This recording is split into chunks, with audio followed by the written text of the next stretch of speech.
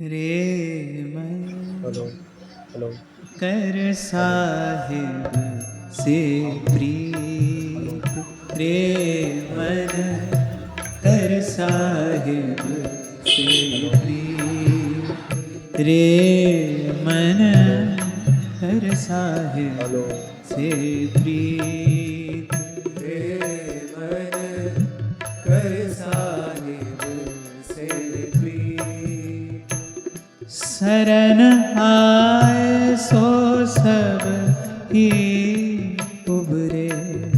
शरण आए सो सब ही उबरे। शरण आए सो सब ही उबरे। शरण आए सो सब ही उबरे। ऐसी उनकी रीत। रे मन कर साहिब से प्रीत। रे मन कर साहिब से प्रीत। रे मन कर साहिब से प्रीत। रे मन कर साहिब से प्रीत। सुंदर देह देख मत भूलो। सुंदर देह देख मत भूलो। जैसे तृण पर सीत। जैसे तृण पर सीत। कांची देह गिरे आखिर में। कांची देह गिरे आखिर में। जूं बारू की भीत। रे मन जूं बारू की भीत। रे मन कर साहिब से प्रीत। रे मन कर साहिब से प्रीत। रे मन कर साहिब से प्रीत।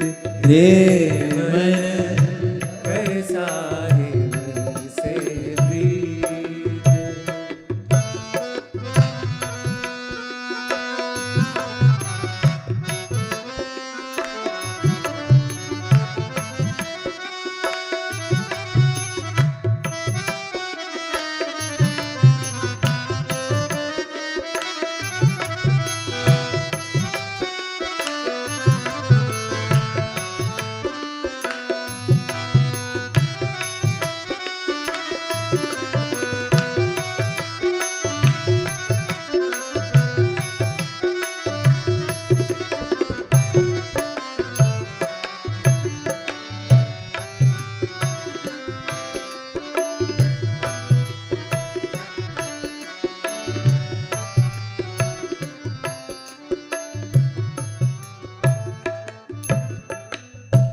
ऐसो जन्म बहुरी नहीं पई हो।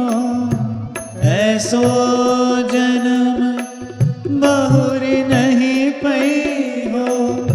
जात उमर सब बीत। जात उमर सब बीत। दास कबीर चढ़े गढ़ ऊपर। दास कबीर चढ़े गढ़ ऊपर। देव नगारा जीत।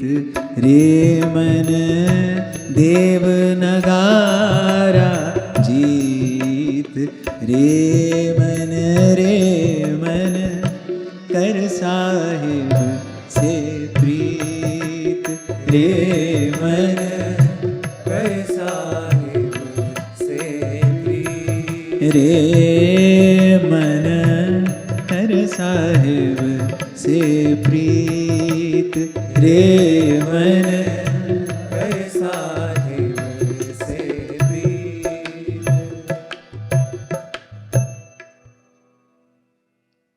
और यही बात श्री प्रहलाद जी ने दैत्य बालकों से कही।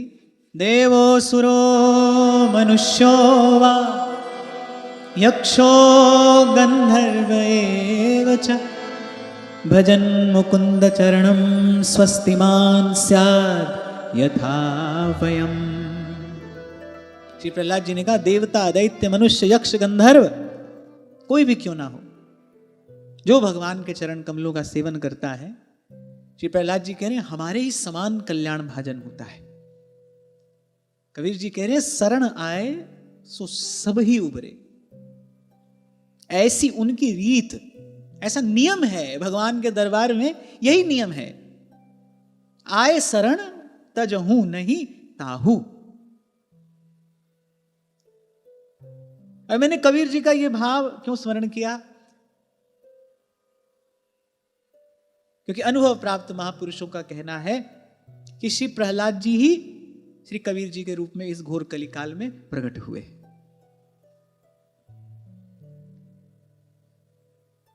सुंदर देह देख मत भूलो, जैसे तृण पर शीत। कभी कभी कहता हूं ना आपसे, संत के पास एक और लेंस है इस संसार को देखने का, उससे इसका सच्चा स्वरूप दिखाई पड़ता है। और जब इस संसार का वास्तविक स्वरूप दिखाई पड़ता है, जैसे भगवान का स्वभाव जान लेने पर कोई भगवान को एक क्षण के लिए भी छोड़ नहीं सकता। उमा राम स्वभाव जिन जाना, ताहि भजन तजी भाव न आना। ऐसे संत गुरु की कृपा से इस संसार के वास्तविक स्वरूप का ज्ञान हो जाने पर कोई एक क्षण भी इसमें बना नहीं रह सकता। भगवान का स्वभाव पता चल जाए तो भगवान को एक क्षण के लिए छोड़ नहीं सकता। संसार का स्वरूप समझ में आ जाए तो एक क्षण के लिए भी इसमें रह नहीं सकता। कबीर जी कह रहे हैं जो तुमको सुंदर देह दिखाई पड़ता है, श्री कबीर जी कह रहे हैं हमारी दृष्टि से देखो क्या है, कि जैसे तृण पर शीत। मिट्टी का पुतला बनाया जाता है जब, तो जैसे हमारे हाड़ होते हैं, हड्डी, ऐसे वहां बांस का टुकड़ा लिया जाता है, उस पर गोबर फूस और मिट्टी का जो वो घोल होता है उसको पोत दिया जाता है। कबीर जी कह रहे हैं तुम इसे सुंदर देह मान रहे हो, अरे देखो ये क्या है, जैसे तृण पर शीत, ऐसा ही तो है। और मैं तो कहता हूं कि दूर मत जाओ, अपने ही शरीर पर कोई घाव हो जाए, स्वयं के ही शरीर पर कोई घाव हो जाए, अरे किसी दूसरे की बात छोड़िए, स्वयं की उस ओर देखने की इच्छा नहीं होती। शरीर पर कोई घाव हो जाए, उस स्थान को चूमने का मन करेगा? बिल्कुल भी नहीं, ढक कर रखा जाता है उसको, किसी अपनी भी दृष्टि उस पर ना पड़ जाए, ग्लानि होती है उसको देखकर। थोड़ा सा विचार करो, संतों की चरण शरण में बैठकर किंचित यदि विवेक जग जाए तो फिर दिखाई पड़ने लगता है किसके पीछे भाग रहे थे, क्या प्राप्त करना चाह रहे थे, कहां सुख ढूंढ रहे थे। कुछ दिन पहले आपसे कह रहा था कि अपने बालों से, अपने केशों से कितना प्यार होता है व्यक्ति को, कितनी संभाल करता है उनकी। वही बाल टूटकर भोजन में गिर जाए, अपना ही बाल टूटकर भोजन में गिर जाए, ना तो वो प्रभु के सन्मुख निवेदन किए जाने योग्य रहता है, अरे ग्लानि होती, देखने की भी इच्छा नहीं होती, भोजन की थाली छोड़ देने का मन होता है। ऐसा दर्शन यदि हो जाए तो कितनी घृणा होती है उसको देखकर। तो कबीर कह रहे जरा जरा हमारी दृष्टि से देखो, सुंदर देह देख मत भूलो, जैसे तृण पर शीत। अरे सब बातें संत क्यों कह रहे हैं, क्यों कह रहे हैं? ये बात तो ठीक है, भगवान की शरण में जो जाएगा उसका कल्याण होगा, लेकिन भगवान की शरण में जाने की विधि क्या है? सब द्वारन को छाड़ के गयो तिहारो द्वार, इसे कहते हैं शरणागति। सब तज भजिए नंद कुमार, यही बात गोस्वामी जी मांग रहे हैं। अब प्रभु कृपा करो यही भांति, थोड़ा बहुत भजन तो प्रभु आपका मैंने किया करता रहा, पर अब आप कृपा करिए, सब तज भजन करूं दिन रात। और मैं गलत भी हो सकता हूं, पर अभी तो मुझे ऐसा ही लगता है कि भजन होता है तो फिर भजन ही होता है। थोड़ा वो, मुझे तो ये बात समझ में नहीं आती। मुझे लगता है ऐसा नहीं होता, ऐसा नहीं हो सकता। सूरदास प्रभु कामधेनु तज छेरी कौन तू है। संसार के वास्तविक स्वरूप का ज्ञान, इसका बोध होने पर कोई इसमें लगा नहीं रह सकता, नहीं रह सकता। तो कह रहे सुंदर देह देख मत भूलो, जैसे तृण पर शीत, और कांची देह गिरे आखिर को, जो बारू की भीत। इसी का ही अभ्यास हमको करना है। अब यहां तो ये सब ऐसे के ऐसे रहेगा, इसी के बीच में रहकर हमको स्वयं को साधना है। उसका एक ही उपाय है, बाहर जो भी हो रहा है उससे आप प्रभावित ना हो, इसकी एक ही विधि है। ये जो भी हो रहा है इससे आप प्रभावित ना हो, इसकी एक ही विधि है। जब यहां इस बात का बोध हो जाए, उमा कहूं मैं अनुभव अपना, सत हरि भजन जगत सब सपना। कुछ लोग कह देते हैं don't take life too serious. नहीं, जीवन को तो गंभीरता से ही लेना चाहिए। ये जो आजू बाजू हो रहा है इसको गंभीरता से नहीं लेना चाहिए। हंसने का समय आए हंस लो, रोने का समय आए रो लो, हैरान होने का समय आए हैरान हो लो, पर भीतर से अपने स्वरूप में बने रहना चाहिए। और संत इसी प्रकार रहता है इस संसार में। आपको लगेगा हंस भी रहा है, आपको लगेगा रो भी रहा है, वो सब कौतुक करता है, पर भीतर से अपने स्वरूप में स्थित है, स्थिर। वो जानता है ये सब क्या हो रहा है। भूस कूटेगा नहीं, मालूम है इसमें कोई सार वस्तु है नहीं। भीतर ही भीतर जिस कार्य में लगा रहना चाहिए उसी कार्य में लगा रहेगा। इसी को तो कहते हैं इधर का लगता रहे उधर का हो जाए। हो सकता है आपको देखने पर लगे अरे हंस भी रहा है, रो भी रहा है, हमारे जैसी सब क्रिया भी कर रहा है, लेकिन वो अपने स्वरूप में स्थित है। तो हम इससे प्रभावित ना हो, इसकी एक ही युक्ति है, इसके वास्तविक स्वरूप को जान लिया जाए। उसका एक ही मार्ग है, विवेक जग जाए। उसके लिए कहां आना पड़ेगा? यहीं आना पड़ेगा। इसीलिए ध्रुवदास जी कहते हैं या में प्रमाद ना करे, रसिकन को संग करे निस्दिन, या में प्रमाद ना करे। यथा वरुंधेत सत्संगः सर्वसंगाप हो ही माम। स्वयं भगवान अपने श्रीमुख से कह रहे हैं।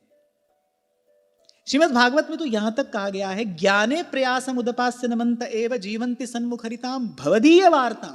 सब प्रयास छोड़कर ज्ञाने प्रयासम उदपास्य, ज्ञान प्राप्त करने के सारे प्रयास छोड़कर संत महापुरुषों के निकट बने रहिए, उनके मुख से निश्रित होने वाली भगवान की लीला कथा का श्रवण करते रहिए। इतने से सब कार्य हो जाएगा। तथा तथा पश्यति तत्व सूक्ष्मम चक्षुर यथैवांजन संप्रयुक्तम। इतने से सब काम हो जाएगा। आज जीवन में जो भी कुछ है सत्संग की ही तो कृपा है, और क्या है।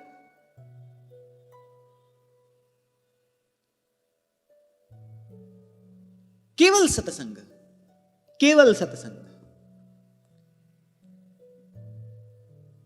तो श्री कबीर जी कह रहे कांची देह गिरे आखिर को, जो बारू की भीत। इसको गिरना ही है, इसको जाना ही है। तभी तो श्री प्रहलाद जी ने कहा तुम कहते हो अपनों के लिए ये करना है, अपनों के लिए वो करना है। ठीक है, पर पहले ये तो बताओ अपना कौन है। ये बात तो ठीक है, ये बात तो समझ में आती है, अपने के लिए करना चाहिए, पर पहले ये तो बताओ अपना है कौन। बोले जिसको अपना कहते वो तो बहुत दूर खड़े हैं। अरे अपना तो शरीर भी नहीं है। कल यही बात हम कर रहे थे ना। मानता है शरीर हमारी बात, सुनता है हमारी बात, है इसका नियंत्रण हमारे हाथ में। कैसे कहते हो अपना है? मिला है बिछड़ने के लिए ही मिला है, जाने के लिए ही मिला है। बहुत गई थोड़ी रही और सो बीती जाए, लाली उड कपूर दे वांग जाए, केड़ा रोज दा हुसन परावना है। संत कहते हैं ए वक्त गुजरदा जांदा लखां विचों कोई विरला, लखां विचों कोई विरला, मुल वक्त दा पाउंदा ए वक्त गुजरदा जांदा। कोई बड़भागी होता है भाई, कोई गुरु की कृपा से प्राप्त बड़भागी जीव होता है जो इस अवसर का बस लाभ ले लेता है। यही बात आगे श्री कबीर जी ने कही, ऐसो जन्म बहुर नहीं पई हो, ऐसो जन्म बहुर नहीं पई हो, अरे जात उमर सब बीत, दास कबीर चढ़े गढ़ ऊपर। जैसे श्रीमद् भागवत जी कहती है ना, मोक्ष द्वारम अपावृतम, अरे मोक्ष का खुला द्वार है, दास कबीर चढ़े गढ़ ऊपर, अरे यहां तक आ गए, अब देव नगारा जीत। जैसे पहले होता था ना, जो सेना जीत जाती थी वो गढ़ के ऊपर चढ़कर नगाड़ा बजाती थी, अपनी जीत की घोषणा करती थी। ऐसे कबीर जी कह रहे, अरे गढ़ तक चढ़ आए हो, अब तो बस जीत का नगाड़ा बजाना है, सब काम हो गया। आपसे उस दिन कह रहा था, सब सामग्री भगवान ने देकर भेजा है, मनुष्य का शरीर, भारत भूमि पर जन्म, संत सत्संग, अपना नाम प्रभु ने कृपा करके संत के मुख से श्रवण करा दिया, सब सामग्री भगवान ने दे दी। अब तो दास कबीर चढ़े गढ़ ऊपर, देव नगारा जीत। हाँ, पर जो मैंने कहा ये बात ध्यान देने की है, हम समुद्र के तट पर बैठे हैं, ये भव समुद्र ही तो है, कहते तो हो भव सागर भव सागर, भव समुद्र है। और जल कौन सा है? त्रिगुण का जल है। तो ऐसे ही कभी सत्वगुण बढ़ेगा, कभी रजोगुण बढ़ेगा, कभी तमोगुण बढ़ेगा, कभी छोटी सी लहर आएगी, कभी बड़ी ऊंची लहर आएगी, कभी मंद मंद गति से लहर आएगी, कभी बड़ी तीव्र गति से लहर आएगी, आपको अपने साथ बहा कर ले जाने के लिए। पर रहे आसन का पक्का और सहे सब ही का धक्का। समुद्र के तट पर बैठे हैं भाई हम। और मैं तो यहां तक कहता हूं कि ऐसे तो अनुकूलता प्रतिकूलता की परिभाषा सबकी अपनी अपनी है, पर यहां की बहुत अधिक अनुकूलता वस्तुतः भजन के लिए प्रतिकूलता है। और मैं धीरे धीरे बहुत निकट से इस बात का अनुभव करके, इसका विचार करके अब बड़ी दृढ़ता पूर्वक ये बात कह रहा हूं, यहां से मिलने वाली सब अनुकूलता भजन के लिए प्रतिकूलता है।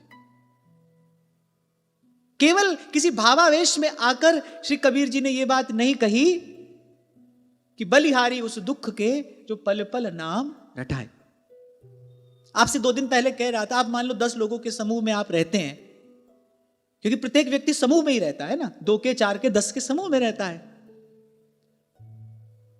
अब वो 10 लोग यदि आपको श्रेष्ठ मानते हैं, कहीं ना कहीं आपको भीतर इस बात का अनुभव वो लोग करा देंगे, बार बार कहकर करा देंगे कि आप श्रेष्ठ हैं। बस यही पात्र में छिद्र हुआ। अंग्रेजी में एक बड़ी अच्छी कहावत है, never be smartest in the room. बिल्कुल सही बात है ये। तो यहां से धन मिले वो मद लेकर आएगा, यहां से बहुत सम्मान मिले वो मद लेकर आएगा। ये सब कुछ जिसको हम संसार का सुख कहते हैं, यहां की सब अनुकूलता भजन के लिए प्रतिकूलता है। वो भजन के लिए जो पात्रता चाहिए, उस पात्रता में कहीं ना कहीं वो छिद्र है। शायद इसीलिए भगवान ने कहा, जिस पर कृपा करता हूं उसका सर्वस्व हर लेता हूं। अब ये बात थोड़ी थोड़ी समझ आ रही है, क्यों करते हैं ऐसा भगवान। भगवान ने कहा, जिस पर कृपा करता हूं धन हर लेता हूं, उसके सारे संकल्प निष्फल कर देता हूं, बंधु बांधवों से उसका वियोग करा देता हूं। आखिर ऐसा क्यों कहा है भगवान ने? इसीलिए कहा है। यहां की सब अनुकूलता भजन के लिए बाधा है। अब मुझे वो बात समझ में आती है, उस महात्मा की बात की गहराई समझ में आती है, उसका मर्म समझ में आता है। उन्होंने कहा था, बेटा इस मार्ग पर आगे बढ़ना है तो कभी अपनी प्रशंसा करने वाले लोगों के बीच में मत रहना, उनके बीच में कभी मत रहना। और ऐसे तो यद्यपि हमको प्रमाण प्राप्त है कि कामदेव जिनके मन में क्षोभ उत्पन्न नहीं कर सका, कामदेव जिनके मन में विकार उत्पन्न नहीं कर सका, ये छोटी बात नहीं है। अच्युत केवल श्री कृष्ण है, केवल श्री कृष्ण अच्युत हैं। लेकिन नारद जी के मन में कामदेव विकार उत्पन्न नहीं कर पाया, परास्त हो गया। जैसे भगवान नर नारायण के सन्मुख काम परास्त हुआ, माने ऐसा केवल भगवान कर सकते हैं और कोई नहीं। इससे यह पता चलता है कि नारद जी कोई साधारण महापुरुष नहीं है। तस्मिन् तज्जने भेदा भावात, ये सूत्र नारद जी पर पूर्ण रूपेण घटता है। लेकिन जिनको कामदेव जिनके मन में विकार उत्पन्न नहीं कर सका, थोड़ी सी प्रशंसा और नामदेव जी, श्री नारद जी थोड़ी देर के लिए अपना स्वरूप भी भूल गए, प्रभु का स्वरूप भी भूल गए। थोड़ी देर के लिए ऐसा हो गया, विस्मृति हो गई, भगवत स्वरूप की विस्मृति हो गई। तो मैं देखता हूं बहुत अनुकूलता जो यहां की है वो आपको भजन नहीं करने देगी। शायद इसीलिए कबीर जी ने कहा हो, भक्ति करे कोई सूरमा। सच्चे हृदय से भगवान को जाकर यह कहना, सच्चे हृदय से भगवान को जाकर यह कहना, जैसे जैसे माता कुंती ने कहा कि हे केशव, मैं चाहती हूं मेरे जीवन में दुख बना रहे। भाई हमारी तो अभी ऐसी सामर्थ्य नहीं है, आपकी हो तो आपको हम यहीं से प्रणाम करते हैं। पर मैं अपनी बात अगर करूं कि बिल्कुल ईमानदारी से सच्चे हृदय से भगवान को जाकर यह कहें कि हमारे जीवन में दुख बना रहे, तो अभी तो ऐसे नहीं कह सकते भाई। अभी तो प्रत्यक्ष परोक्ष रूप से कहीं ना कहीं लगता है कि हाँ भाई ये भी सब ठीक रहे, वो भी सब ठीक रहे। पर एक वो स्थिति है ना, जैसे कबीर जी कह रहे हैं, अरे जिन आंखन में नींद घनेरी, फिर तकिया और बिछौना क्या रे। अगर भगवान ही चाहिए, अरे फिर क्या सुख है क्या दुख है, फिर तो जो है सो है, जो सुख दुख लगी रहे देह सो मिट जाई और लोक बढ़ाई। अरे भगवान मिलेंगे तो तब ना, जब हम भगवान को चाहेंगे। अभी तो भगवान को चाहते नहीं। जब तक संसार के सुख दुख की ये कि सुख का लोभ और दुख का भय, दुख की चिंता जब तक ये मन में बना है, तब तक कहां भगवान की इच्छा है। और भगवान की इच्छा ही नहीं है तो भगवान मिलेंगे कैसे? क्योंकि भगवान तो इच्छा, हमारी इच्छा से मिलते हैं। भगवान को मिलने की चाह से भगवान मिलते हैं। तो अब धीरे धीरे भागवत जी की कृपा से, धीरे धीरे सत्संग की कृपा से अभी हमको यह समझ में आ रहा है कि नहीं भाई, अभी तो भगवान को नहीं चाहते। जैसा मन भगवान में लगना चाहिए ऐसा तो अभी नहीं लगा है। जैसी बुद्धि भगवान में लग जानी चाहिए ऐसी अभी हमारी तो नहीं है। हां, सत्संग की कृपा होगी। एक ही बात हमको यहां तक लाई है कि भाई जो यहां तक लाया है ले जाएगा, वो आगे भी बीच में नहीं छोड़ेगा। बस एक प्रभु की कृपा का ही आश्रय है, एक प्रभु की कृपा का ही भरोसा है। मुझसे भया न होएगा साहिब करता मोर,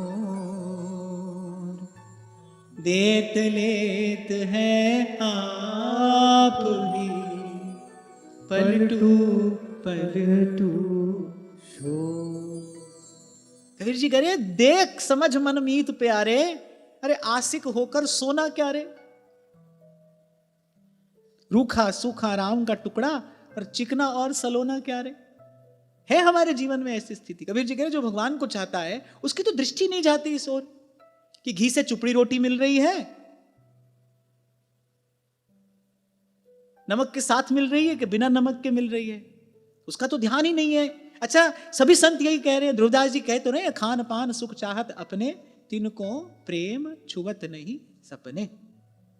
तो कह रहे रूखा सूखा राम का टुकड़ा, अरे चिकना और सलोना क्या रे। फिर एक बड़ी अच्छी बात कहते, पाया है तो दे ले प्यारे, और पाए पाए फिर खोना क्या रे। बोले अगर कुछ है तो यही बांट दे, नहीं तो खो जाएगा। अगर कुछ है तो फिर यहीं पर बांट दो, उससे सेवा कर दो, उसका सदुपयोग कर लो, नहीं तो खो जाएगा। बांट दोगे तो संतोष मिलेगा, खो जाओगे तो रोना पड़ेगा।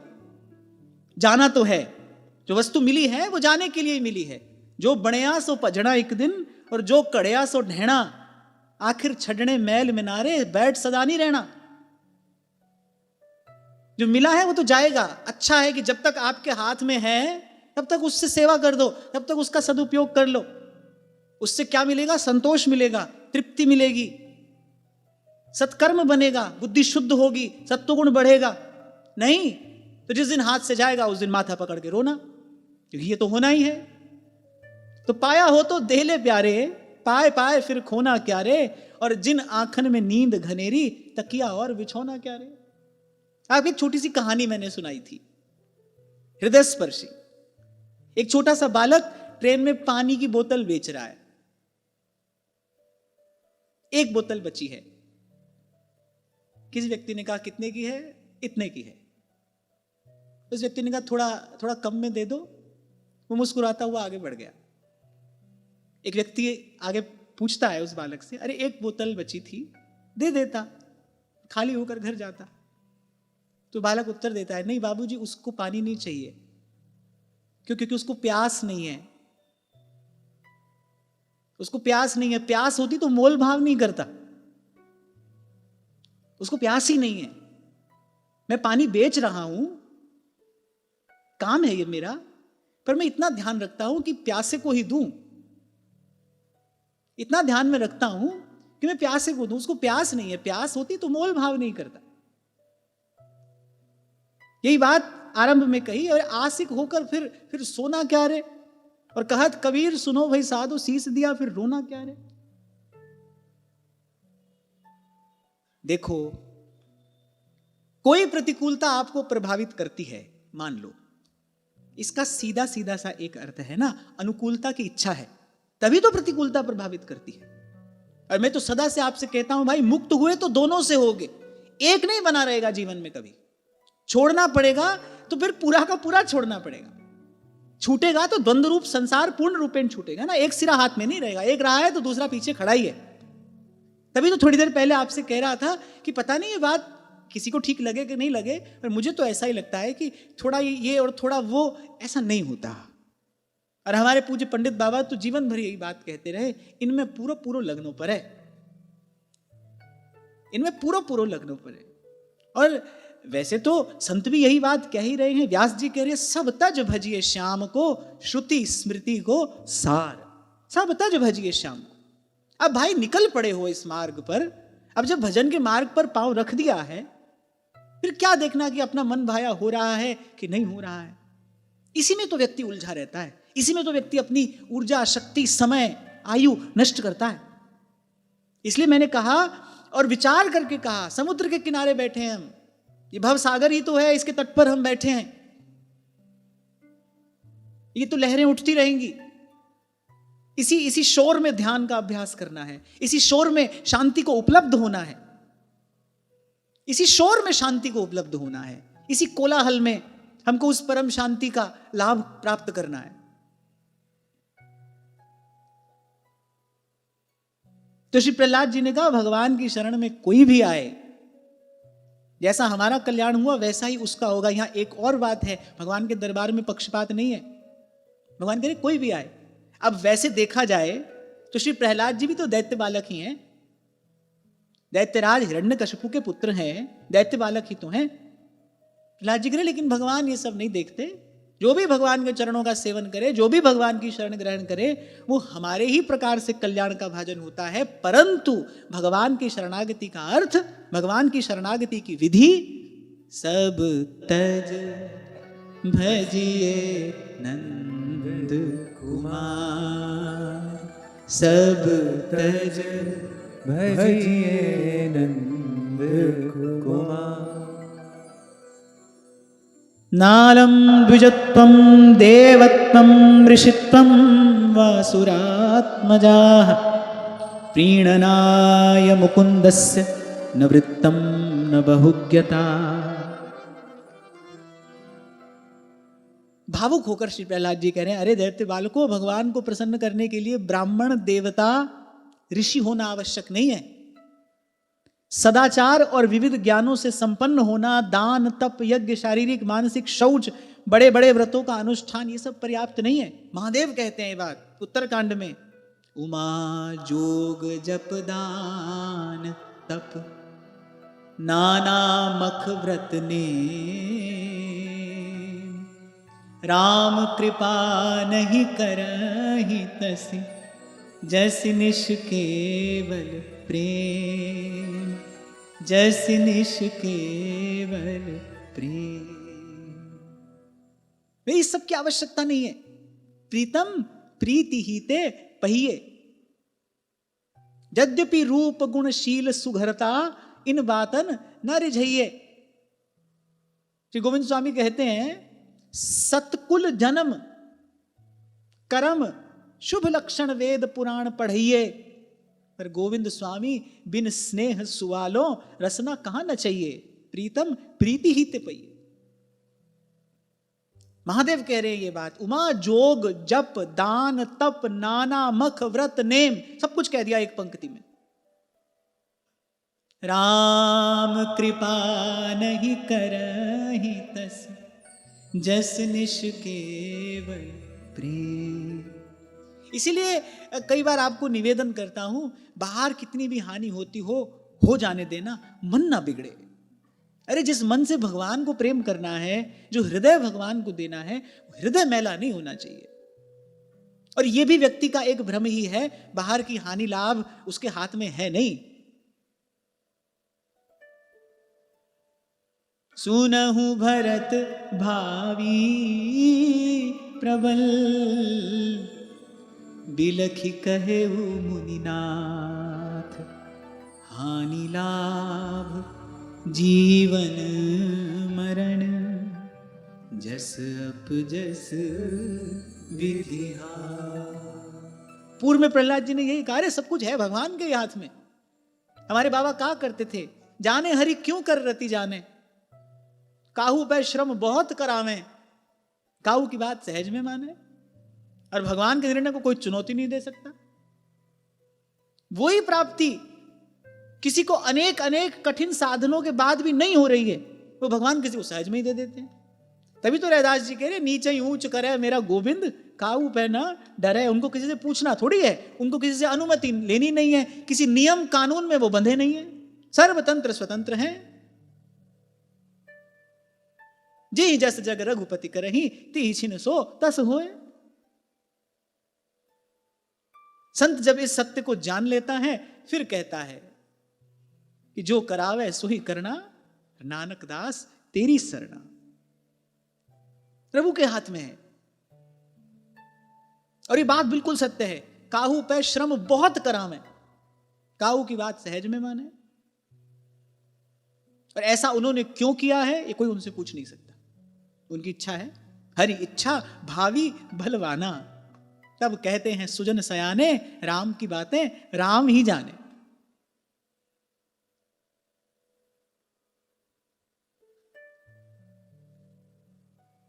तो जी प्रहलाद जी ने कहा कि इन सब बातों की आवश्यकता नहीं है, जस निष्केवल प्रेम।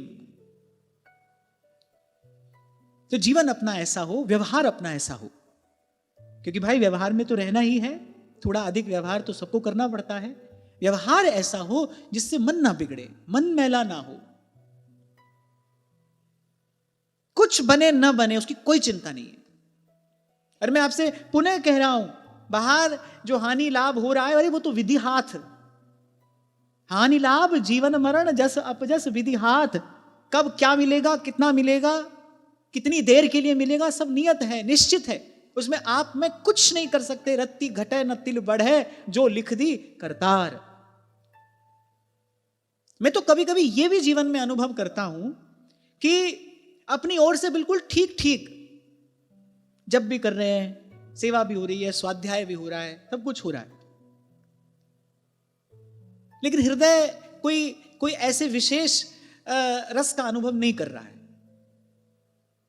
मेरे साथ तो ऐसा बहुत बार होता है। और कभी कभी कुछ क्षण ऐसे आते हैं कि ऐसे लग जाते हैं यहां बाहर की ऊहापोह में, और एकाएक कोई ऐसा ठंडा झोंका आता है प्रभु की कृपा का, जो आपके रोम रोम को भिगो देता है। जब बिल्कुल सही सही सब चल रहा है, कोई विशेष रसानुभूति नहीं होती। कभी कभी ऐसा होता है, और कभी कभी अपनी ओर से कुछ भी नहीं हो रहा होता, हमको लगता है कुछ भी नहीं हो रहा, किस ऊहापोह में पड़े हैं। तो फिर एकाएक कोई झोंका आता है प्रभु की कृपा का, हृदय भी भीग जाता है, नेत्र भी भीग जाते हैं। अर्थात प्रभु डोरी हाथ तुम्हारे, ये सब कुछ किसी के हाथ में है। मैं हूं संसार के हाथों में, संसार तुम्हारे हाथों में, अब सौंप दिया इस जीवन का सब भार तुम्हारे हाथों में। हाँ, इतना मैंने आपसे कहा था कि ये काम करना आपको है। वो नहीं आएंगे आपके पास, वो नहीं कहेंगे कि अपने जीवन की डोर मेरे हाथ में दे दो, मैं बहुत अच्छे से संभाल सकता हूं। वो नहीं आएंगे ये कहने के लिए। आपको आगे बढ़ना है, ये पग आपको बढ़ाना है। सब गए हैं प्रभु के द्वार तक। श्रवण सुजस सुनिया, स्वामी जी कह रहे हैं आपका बहुत यश सुनकर आए हैं। श्रवण सुजस सुनिया हूं, प्रभु भंजन भवभीर। आप शरणागत की भवभीर का भंजन करने वाले हैं। त्राहि त्राहि आरत हरण, शरण सुखद रघुवीर शरण सुखद रघुवीर। नाम देओ कबीर तिलोचन, नाम देओ कबीर तिलोचन, सदना सन तरे, सदना सन तरे। अच्छा, यहाँ रैदास जी महाराज ने केवल उन भक्तों का स्मरण किया है जो जोग जप दान तप न करके केवल प्रेम करते थे, क्योंकि ये करने का अधिकार नहीं था। नामदेव वो तो कहते ही हैं, हीनड़ी जात मेरी जादो राया, छिपे के जन्म काहे को आया। वो तो कहते ही हैं। मुझे प्रसंग इतना प्रिय है। अच्छा, बिना बात के, उसमें नामदेव जी का कोई दोष थोड़ी था। बिना ही बात के पीट दिया पंडितों ने, इनका कोई बात नहीं। आपका गुण गाना तो छोड़ नहीं सकते, यहां नहीं तो वहां सही, आपके सन्मुख नहीं तो आपके पीछे जाकर बैठ जाएंगे। कबीर तिलोचन सदना सैन।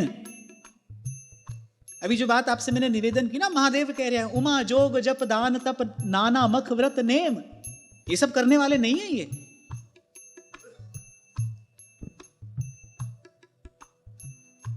क्योंकि शास्त्र आज्ञा नहीं देता ये सब करने की। पर रैदास जी महाराज क्या कह रहे हैं, नामदेव कबीर तिलोचन सदना सैन तरे।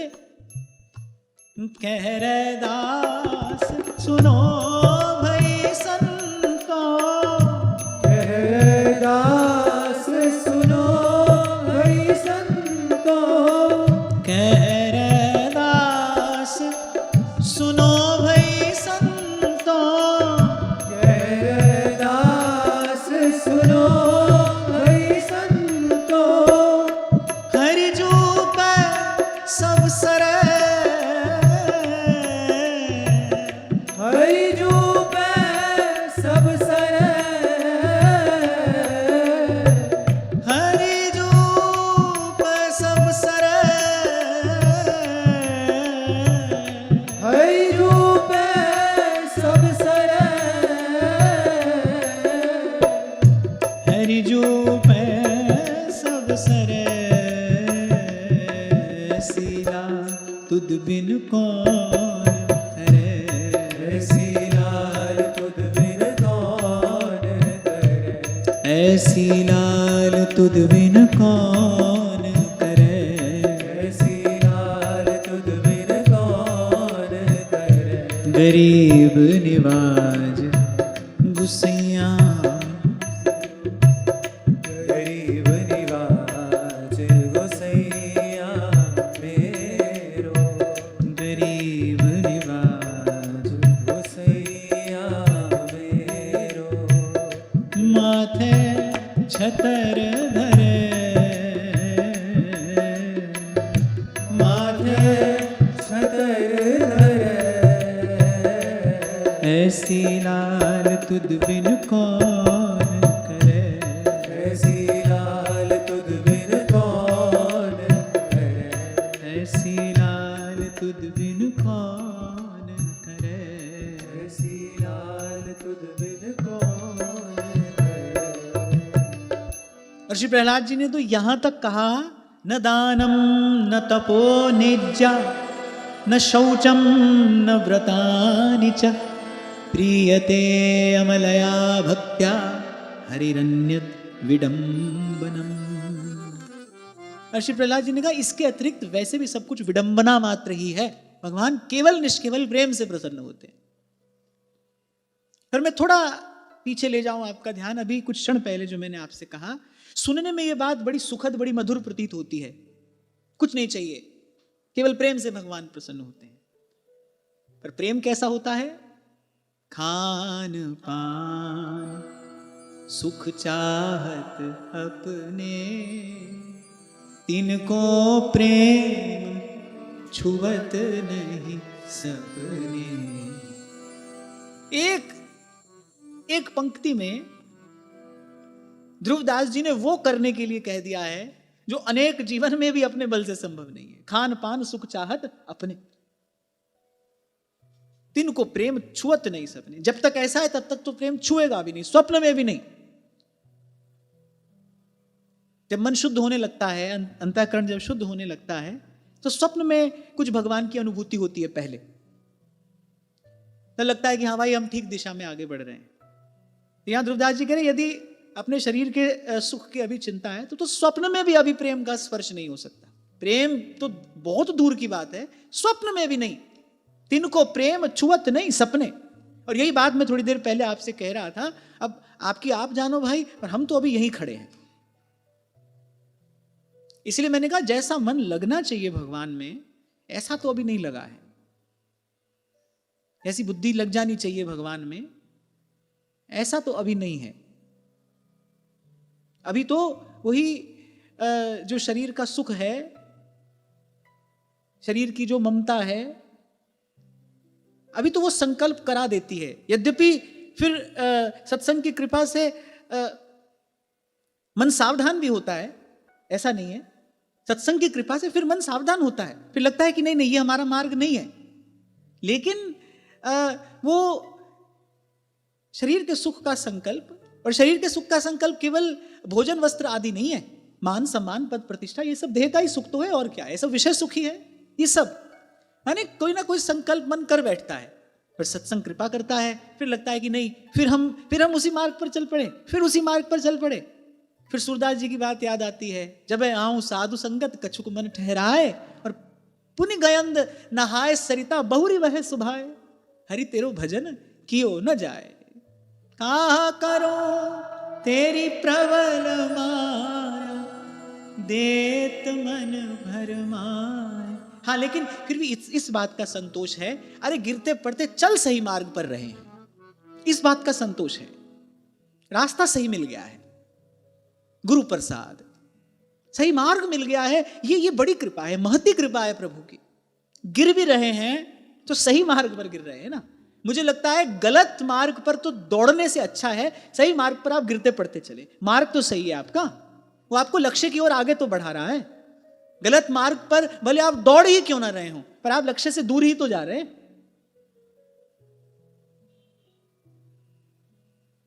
और फिर एक और बात, अब कुछ और करने लायक भी नहीं है, कुछ और भी नहीं कर सकते, अब तो यही करना है।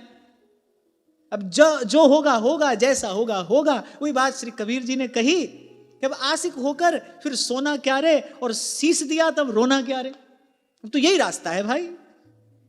कहा था कभी मैंने आपसे कि अब भाई ये कांटों की झाड़ी है, जो भी कुछ है, ये कंटका कीर्ण मार्ग है, चढ़ के मैन तुरंग पे निक से पावा कमाए। अब जो भी है रास्ता तो यही है भाई, चलना तो इसी पर है।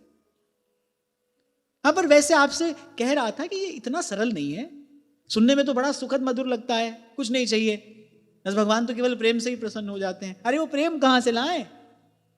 जिससे प्रियतम रीझते हैं, जिससे प्रियतम को पाया जाता है, रिझाया जाता है, वो प्रेम कहां से लाएं? क्योंकि उस प्रेम के लिए तो स्वार्थ का लेश भी नहीं रहना चाहिए। और अभी तो स्वार्थ बना ही है, किसी प्रकार से भी देख लो, अभी तो स्वार्थ बना ही है। न दानम न तपो नेज्या न शौचम न व्रतानि च। न दानम, न दान, न तप, न यज्ञ, न शौचाचार और न व्रत। प्रीयते अमलया भक्त्या। अच्छा, यहां भी केवल भक्ति न कहकर कहा अमलया भक्त्या, शुद्ध भक्ति, निष्काम भक्ति। तो इसी से भगवान प्रसन्न होते हैं। श्री प्रहलाद जी ने कहा हरि अन्यद विडंबनम, बाकी सब विडंबना है। माने बाकी सब कुछ अंत में जीव को भरमाने वाला ही है, उलझाने वाला ही है।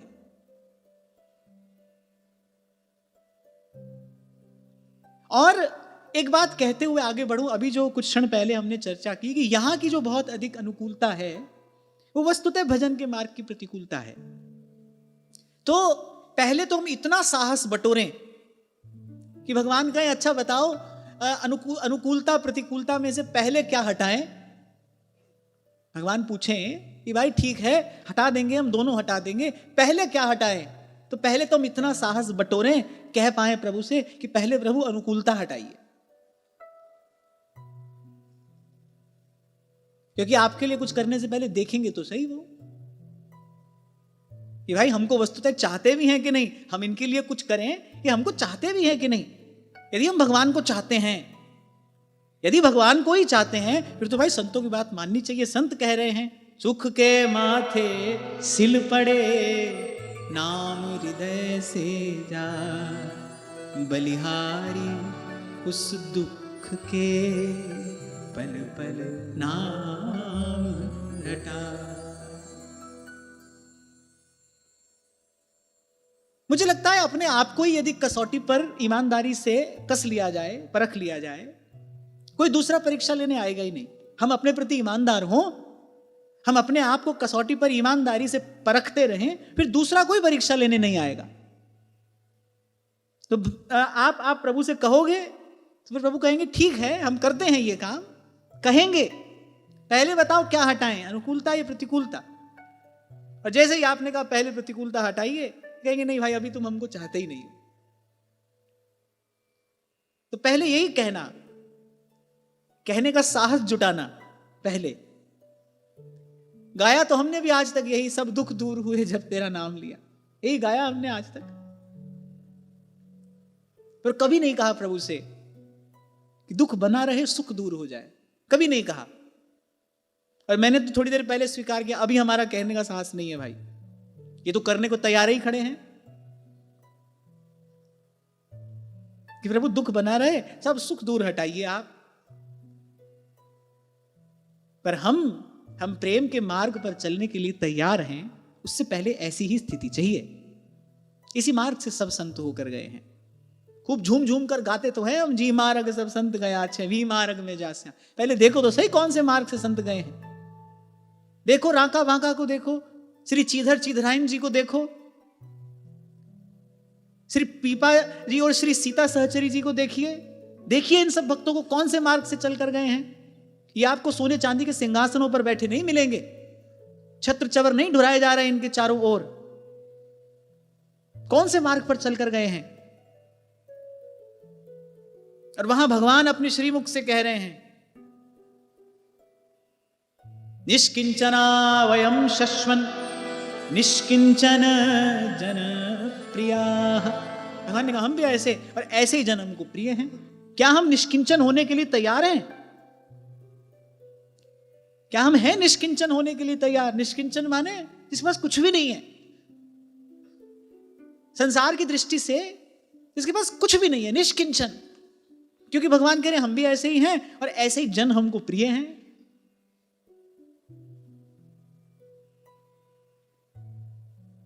क्योंकि क्या होता है ना, ऐसे ऐसे प्रसंग कह सुनकर हम आगे बढ़ जाते हैं। ऐसे ऐसे प्रसंग कुछ नहीं चाहिए, बस केवल भाव, केवल प्रेम, और बस आगे बढ़ गए। लेकिन वो भाव, वो प्रेम कैसा है, उसकी प्राप्ति कैसे होगी, इसका भी विचार करना चाहिए ना। कथा का अर्थ विचारना चाहिए। यहां प्रहलाद जी ने बहुत संभल कर कहा है, प्रीयते अमलया भक्त्या। केवल भक्ति नहीं कहा, निष्काम भक्ति, आनुकूल्येन कृष्णानुशीलनम स भक्तिरुत्तमा। ऐसी भक्ति, हरिरन्यद विडंबनम प्रीति ही ते पै प्रीतम प्रीति ही ते पै। जदपि रूप गुण शील सुघरता, जदपि रूप गुण शील सुघरता, इन बातन ना रिझइए प्रीतम प्रीति ते पै प्रीतम प्रीति ते पै। सतकुल जन्म करम शुभ लक्षण, वेद पुराण पढ़इए। गोविंद प्रभु बिन स्नेह सुमालो, रसना कहाँ न चाहिए प्रीतम प्रीति ही ते पई। दो पंक्तियों में श्री गोविंद स्वामी जी ने कहा इनमें से किसी की भी आवश्यकता नहीं है। सतकुल जन्म कर्म शुभ लक्षण वेद पुराण पढ़िए, यद्यपि रूप गुण सील सुघरता इन बातन ना रिझइए प्रीतम।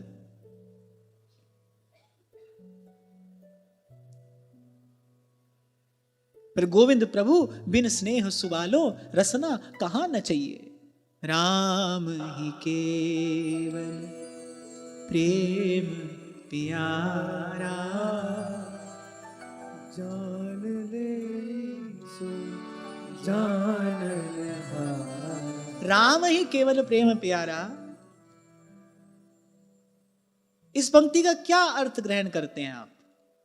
राम ही केवल प्रेम प्यारा।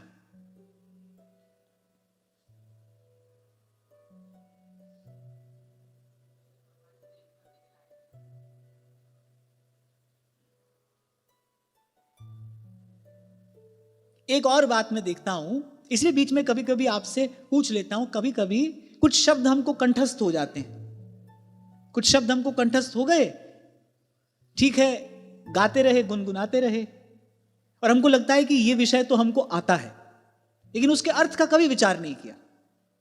इसलिए रैदास जी महाराज कह रहे कहें कथा, लेकिन कैसी कथा भव भंजन करने वाली है। कहें कथा और अर्थ विचारे, आप तरे औरन को जिस सत्शास्त्र की सन्निधि में आप हम हैं, ये तो सर्व वेदेतिहासा नाम सारम सारम समुद्रितम। और बड़ी प्रसिद्ध उक्ति है, कहा गया है विद्यावताम भागवते परीक्षा। कोई कितना जानता है इसकी परीक्षा श्रीमद् भागवत से होती है। वो भागवत जी का कैसा चिंतन कर पाता है, जो श्रीमद् भागवत में भगवान वेदव्यास ने कहा है, कैसा चिंतन कर पाता है वो, यही कसौटी है। तो बहुत बार ऐसा होता है हम कंठस्थ कर लेते हैं, गाते भी रहते हैं, लेकिन उस विषय में हमारा प्रवेश नहीं होता, और हमको ये भूल और बन जाती है कि हमको तो ये आता है। चतुरासी गाते गाते चतुरासी कंठस्थ हो जाती है, गाते गाते तो कंठस्थ हो ही जाएगी, सेवकवाणी कंठस्थ हो जाती है। अब लगता है कि ये तो हो गया, अब और क्या करें। जैसे उस दिन मैंने कहा ना, एक व्यक्ति ने पूछा अजपा जाप तक तो हम पहुंच गए, अब आगे क्या करें। मैंने कहा शाबाश, अजपा जाप तक पहुंच गए, अभी भी ये पता नहीं चल रहा है कि आगे क्या करें। अब देखो, जब मैंने गाया तो आप सबने गाया, राम ही केवल प्रेम प्यारा, अनेकों बार हमने गाया, आपने भी गाया। तो मैंने पूछा इसका क्या अर्थ है, अब बताओ। प्रेम के लिए केवल राम ही है, एक अर्थ तो यह है। पर अगर आप इस पंक्ति का संदर्भ विचारें, अर्थ विचारें, राम ही केवल प्रेम, एक राम जी ही ऐसे हैं, एक राम जी ही ऐसे हैं जिनको केवल प्रेम प्यारा है। ये तो ठीक है, राम जी प्रेम करने लायक हैं, फिर एक राम जी ही ऐसे हैं। आपके प्रेम भाव का आदर अगर कोई करेगा, आपके प्रेम भाव का सम्मान अगर कोई करेगा, आपके प्रेम भाव का मूल्य अगर कोई लगाएगा, आपके प्रेम भाव को स्वीकार करने वाला अगर कोई है, आपके प्रेम भाव में जिसकी प्रियता है, जिसकी रुचि है, ऐसा अगर कोई है, तो वो केवल श्री ठाकुर जी हैं। इसीलिए कहा प्रीति तो नंद नंदन सो कीजय। ये भाव यहां खर्च मत करना, इसको यहां मत गंवाना, इसके लिए केवल प्रभु हैं। राम ही केवल, तभी कहा जान ही ले कोई जानन हारा। कोई समझ पाता है इस बात को, नहीं तो संसार के विषय में ही तो व्यक्ति प्रेम करता है, उसी की ओर दौड़ता है, उसी से लिपटता है, उसी का चिंतन करता है, उसी को पाना चाहता है। इसलिए मैंने कहा कि सुनने में बड़ा सुखद मधुर लगता है, ऐसे लगता है कि जैसे अब अपने को तो कुछ भी नहीं करना है, ना दान धर्म करने की कोई आवश्यकता है, ना जीवन में हमको कोई शौचाचार सदाचार चाहिए। क्यों? क्योंकि ठाकुर जी तो केवल प्रेम से मिलते हैं। वो सब छोड़ दिया, प्रेम हाथ आया नहीं, हम तो कहीं पर भी नहीं रहे। ठीक है, इन सब की आवश्यकता नहीं है, पर किसको नहीं है? किसको नहीं है? जो वस्तुतः प्रेम के पथ का पथिक है। अपने को तो भाई अभी अपना खूब खाना पीना चाहिए, बढ़िया ओढ़ना पहनना चाहिए, और जरा सा कहीं हमारे मान सम्मान में कोई कमी रह जाए तो हम तो विचलित व्याकुल हो जाते हैं। तो कहाँ भगवान चाहिए भाई? क्योंकि ऐसे विषय को बहुत संभल कर कहना चाहिए कि ऐसा ना हो कि आप ये विषय श्रवण करके बाकी सब भी छोड़ दें, वो मार्ग अभी हाथ आए नहीं। और प्राय करके यही खूब आज देखने में आ रहा है। खूब वृंदावन आ गए, अब तो भाई जो करेंगे श्री जी करेंगी। अरे श्री जी ने तो कर दिया, तभी तो वृंदावन आए। श्री जी ने जो करना था तो कर दिया, तुम क्या करोगे? तुमको ये जीवन जन्म इस खाली रोटी तोड़ने के लिए मिला है, पुआ रबड़ी खाने के लिए मिला है? वृंदावन में बसाया श्री जी ने, अपने घर में आपको ठौर दी, ठिकाना दिया, वह आप क्या करोगे? सब श्री जी करेंगी, सब श्री जी करेंगी। और अगर कोई प्रेमी हो, वो तो अपने मुख से कभी ये शब्द उच्चारण ही नहीं कर सकता। कोई प्रेमी हो और प्रेमास्पद के रूप में श्री प्रियालाल हो, प्रियालाल के सुंदर सुकुमार स्वरूप का ज्ञान हो, काजर की रेख जहां पानन की पीक भारी, और सुकुमार ताई कैसे कह विचारिए, अपने मुख से कैसे कह देगा श्री जी करेंगी? कैसे कह देगा? श्री कौशल्या अम्बा ने कभी श्री जानकी जी को दीपक बुझाने के लिए नहीं कहा, पांव कभी भूमि पर नहीं पड़ने दिया, कभी दीपक बुझाने के लिए नहीं कहा ये बहुत सुकुमारी है, कहीं इनको श्रम ना हो जाए। तो जिसमें प्रेम होता है, जो प्रेमास्पद है, सतत उसके सुख का विचार किया जाता है। हम तो कोई ठाकुर जी के सुख का विचार नहीं करते। जरा सी कोई बात हो ना हो, जरा सी कोई प्रतिकूलता आ जाए, अरे सब ठाकुर जी देखेंगे, सब ठाकुर जी देखेंगे। इतना भजन करते हैं, बदले में इतनी नौकरी ठाकुर जी से कराते हैं हम तो। कहां प्रेम, कहां हम? तभी संत कहते हैं हित का घर बड़ी दूर है, वो घर बड़ी दूर है।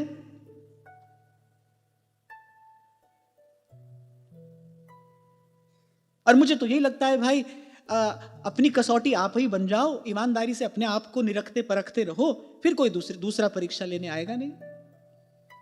आप स्वयं प्रस्तुत हो जाइए इसके लिए। हाँ, ये सब जानकर हम निराश नहीं है, मैंने कहा ना, इससे हमको कोई निराशा नहीं है यहां पर, लेकिन अपनी वस्तु स्थिति का भान होना, अपनी वस्तु स्थिति का बोध होना, यह बहुत आवश्यक है। हम कहां हैं? Where do we stand? हम कहां पर खड़े हैं? और ये व्यवस्था ऐसी है, ऐसा लग रहा है कि मैं आपको सुना रहा हूं, पर नहीं, मैं अपने आप से कह रहा हूं। मैंने पहले ही आपसे कहा कि भाई अभी हमारा मन, हमारी बुद्धि तो ऐसी है, आपकी आप जानो। तो श्री प्रहलाद जी ने स्पष्ट किया, प्रीयते अमलया भक्त्या, विशुद्ध भक्ति, उत्तमा भक्ति, जिसकी व्याख्या करते हुए श्री रूप गोस्वामी पाद सबसे पहली बात क्या कहते हैं? अन्याभिलाषिता शून्यम। सबसे पहली बात, अन्याभिलाषिता शून्यम, ज्ञान कर्माद्यनावृतम, आनुकूल्येन कृष्णानुशीलनम, स भक्तिरुत्तमा।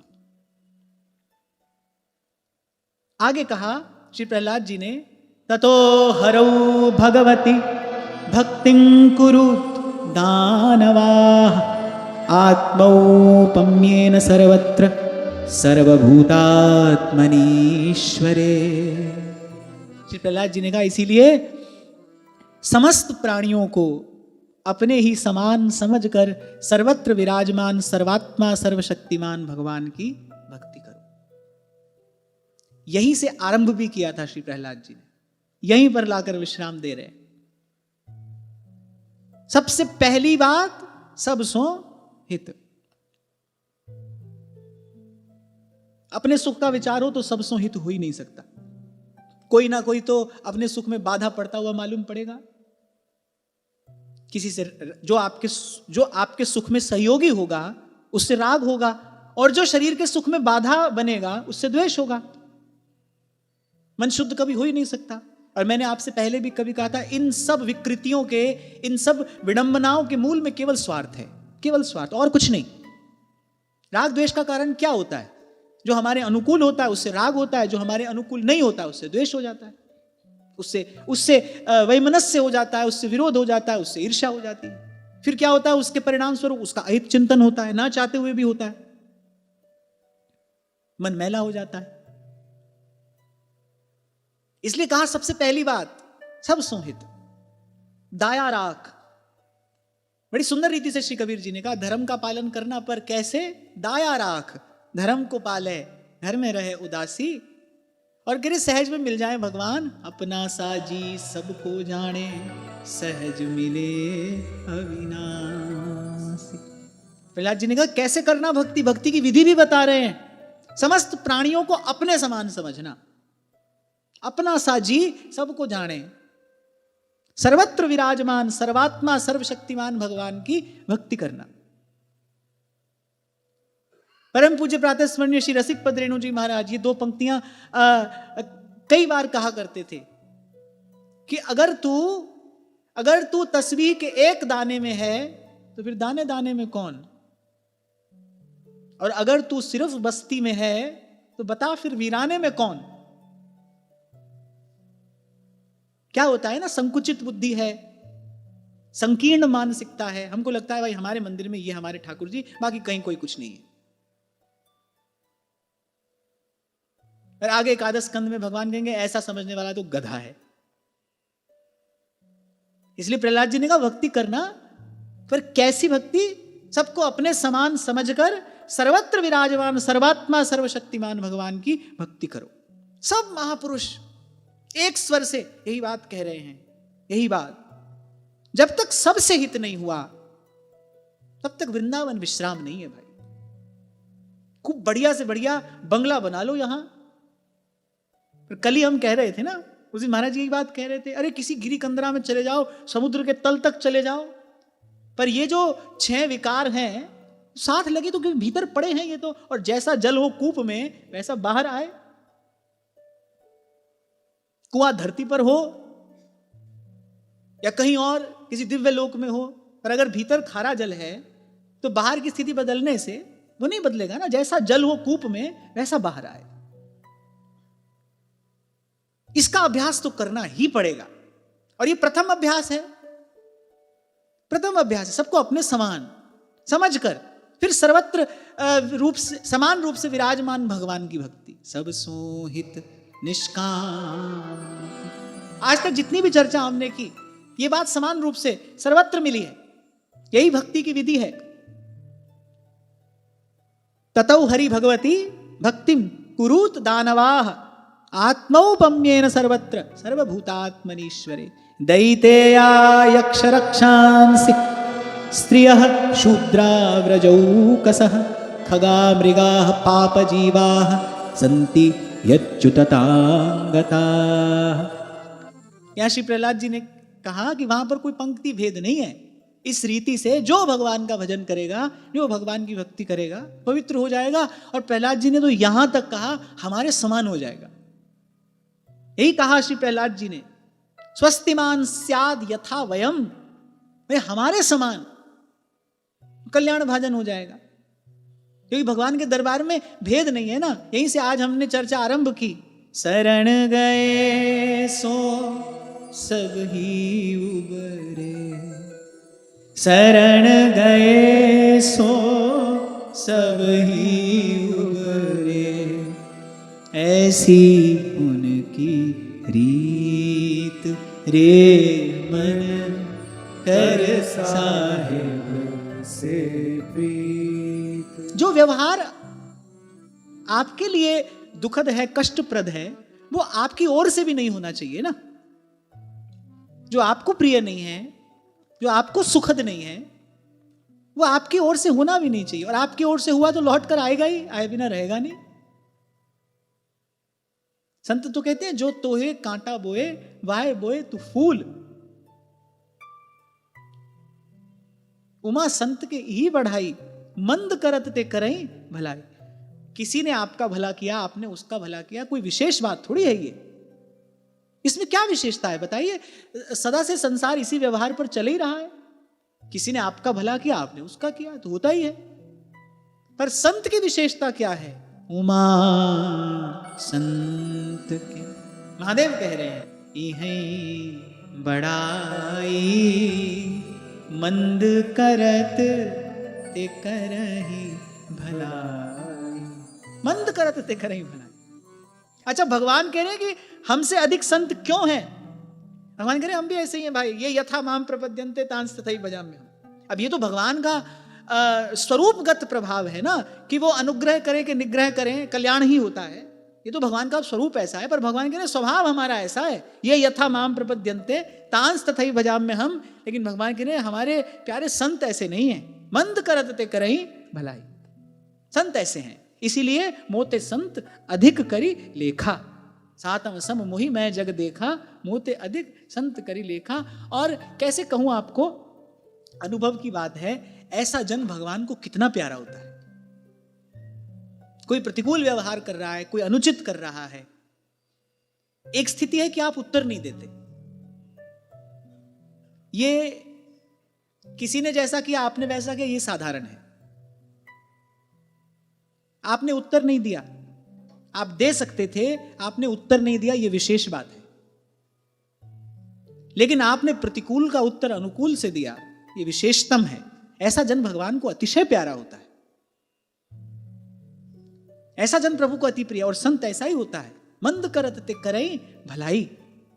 संत बड़ा सुंदर उदाहरण देते हैं। जीभ जो है कट जाती है, दांत से कट जाती है ना, कई बार बड़ी बुरी तरीके से कट जाती है, कट जाती है। अब दांतों का स्वभाव ऐसा ही है, और दांत कोई क्षमा याचना भी नहीं करते, जीभ से नहीं करते। वही दांत में कहीं कुछ तिनका फंस जाए, जीभ फिर वहीं जाती है ना, फिर वहीं जाती है। दांत काट देते हैं जीभ को, और कोई क्षमा याचना नहीं करते। दांत में कहीं कोई तिनका फंस जाए, जीभ वहीं जाती है। जब तक तिनका निकल ना जाए तब तक जीभ को चैन नहीं पड़ता, घूम घूम कर लौट लौट कर जीभ वहीं जाती है। तो संत कहते हैं ये जीभ जो है ना, बस ऐसे ही संत होते हैं। रहते कहाँ हैं? जैसे दांतों के बीच में जिह्वा रहती है, ऐसे ही संसार में संत रहता है। यहां कुछ भी उसके अनुकूल थोड़ी है, कुछ भी उसके अनुकूल नहीं है। हनुमान जी ने ही तो कहा, लंका निशिचर निकर निवासा, यहां कहां सज्जन करी वासा। और आपको पता है, जब श्री विभीषण जी श्री रघुनाथ जी से मिले, सबसे पहली बार श्री रघुनाथ जी ने क्या पूछी? यही, कैसे रहते हो वहां उन सब के बीच में, उन सब के बीच में कैसे रहते हो, कैसे अपना साधन अनुष्ठान करते हो? ये सबसे पहली बार श्री रघुनाथ जी पूछ रहे हैं विभीषण जी से। और ऐसे ही संत रहता है भाई, ऐसे दांतों के बीच में जिह्वा रहती है। अब ये दांत जीभ को काट देते हैं, ऐसे ही अब संसार जो है, अब भाई उसकी रीति ऐसी है, वो कभी कभी आहत कर देता है संत को, और क्षमा याचना भी नहीं करता। लेकिन इसी संसार में अगर कभी संत कष्ट देखता है, संसार के जीव को यदि संत कष्ट में पड़ा देखता है, तो करुणाद्र हो जाता है। और जब तक उसका कष्ट दूर नहीं कर लेता, तब तक प्रभु से प्रार्थना करता है, प्रयास करता है, उसके लिए पुरुषार्थ करता है। तो उमा संत के ही बढ़ाई। तो किसी ने भला किया, आपने भला किया, किसी ने बुरा किया, आपने बुरा किया, तो भाई साधारण बात है। किसी ने बुरा किया, आप मौन रहे, आपने उत्तर नहीं दिया, ये कुछ विशेष बात है। लेकिन किसी ने बुरा किया, किसी ने अनुचित किया, पर आपने उसका उत्तर अनुकूल होकर दिया, प्रेम से दिया, सद्भाव से दिया, ये विशिष्ट बात है। और ऐसा जन भगवान को अतिशय प्रिय है, ऐसा जन भगवान के हृदय पर अपना अधिकार करता है।